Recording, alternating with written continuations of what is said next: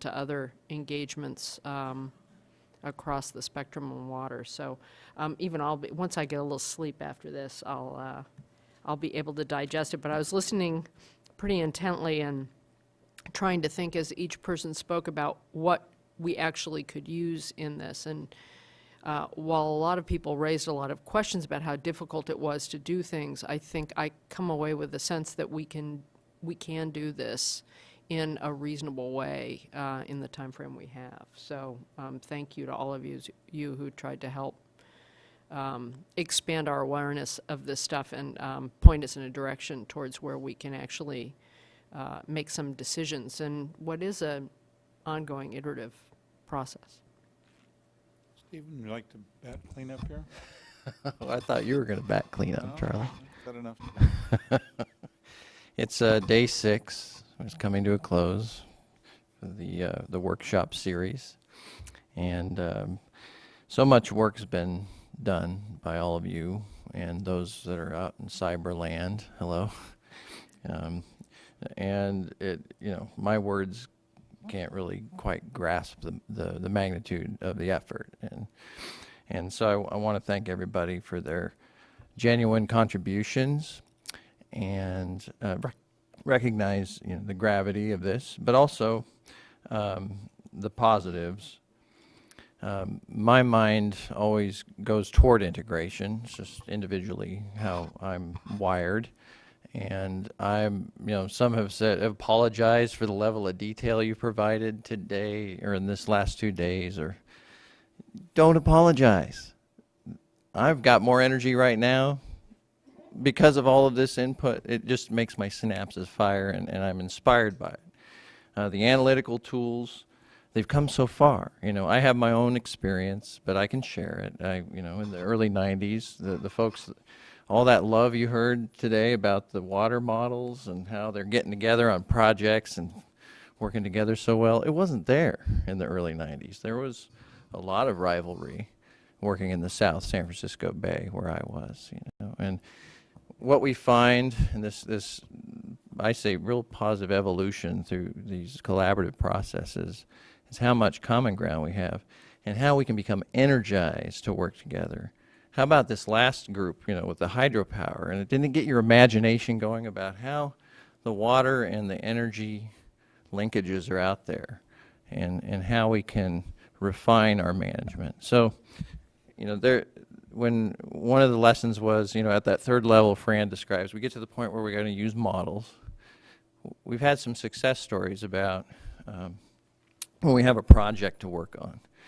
So one of our challenges as we update the Bay Delta plan is to think about how the plan is an overall project and then the different projects within it that are pieces. And a lot of the input we've received in writing direct us toward looking at, what can be done, in the near term to deal with the salmon challenges Charlie's brought up. What are some specific actions?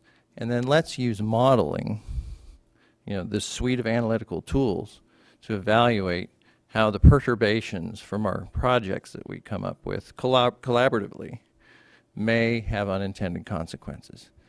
And so I hope that our workshop format, which I think is unique, and is I hope, a contribution to enhancing the dialogue, really elevating the level of discourse on water management.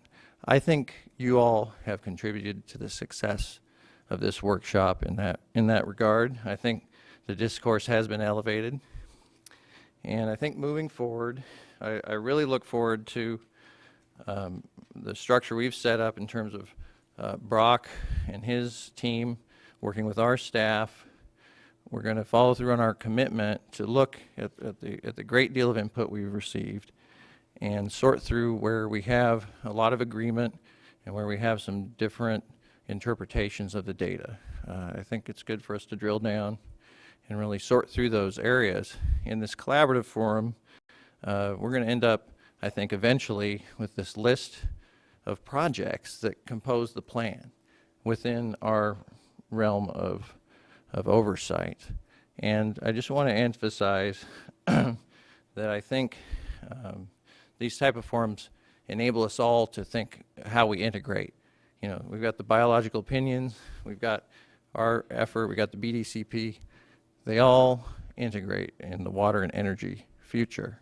And I think everyone here and everyone in Cyberland is committed to being successful in coming up with this iterative process, you know, that's going to help us move forward. So I'm energized by it. I look forward to discussions with staff and working with all the stakeholders. You know, what you all take very seriously, and I believe in your stewardship, and I hope you believe in ours. Thank you, Stephen. You know, it's interesting the amount of energy we created in the stakeholders by horrifying them. The thought of us making a poorly informed decision certainly has brought people together, and no, I mean, it's a fact. You know, I mean, we're here gathering information. You know, I've certainly learned a lot through these workshops. I unfortunately missed one on the beginning. I wouldn't miss another one, and I'm not going to miss the follow-up meetings. And as Felicia said, there may have been a little chaff along the way, but there was a lot of stuff that wasn't chaff. And there were, as I reflect back on it, and as I reflect back on it in the next couple of days, you know, one phrase that came from somebody inadvertently might be a, you know, a pivotal statement as we go forward. And you know, clearly people have taken this process seriously. And I think, you know, part of it is because they want to make sure we are making an informed decision. And it's clearly going to be a very difficult decision.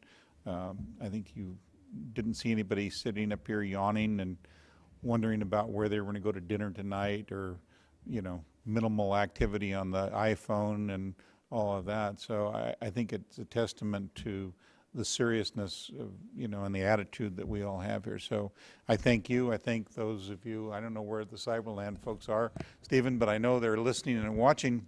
Will we accept more information? And we will. Will we? Yeah, I think, you know, if there's things you have heard, just as we gave Mr. Shelton, Mr. Marston an opportunity to rebut, you know, we're not going to reject comments that come in as people have thought, and hopefully the people that have left, you know, are aware of that, and we'll take the opportunity. How we synthesize all of this, we're going to be talking with Brock and our staff, you know, in a very aggressive way, you know, in the next week or so as we, you know, go into the holidays and figure out how to utilize this information.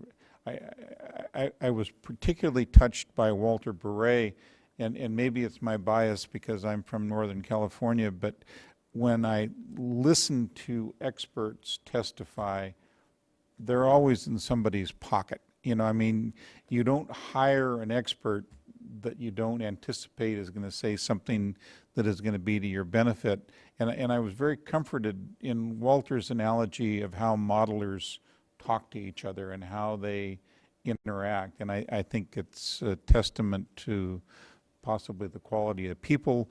Maybe it's the nature of the business. I don't know. But as I said earlier in the day, for people to implore us to be sure we analyze the models, I'm not going to analyze a model. I'm going to find somebody that I trust and believe in them.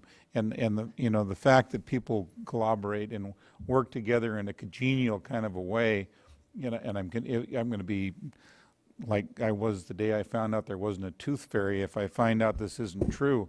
But I'd like to believe that it is. So, you know, once again, thank you all. Thank you for sitting through all this. Russ, I'm sorry I had to yell at you to sit down. I just felt horrible about it, but I appreciated your immediate response even though you landed on the floor. So, you know, with all of that, thank you all, and we will be adjourned. Thank you very much.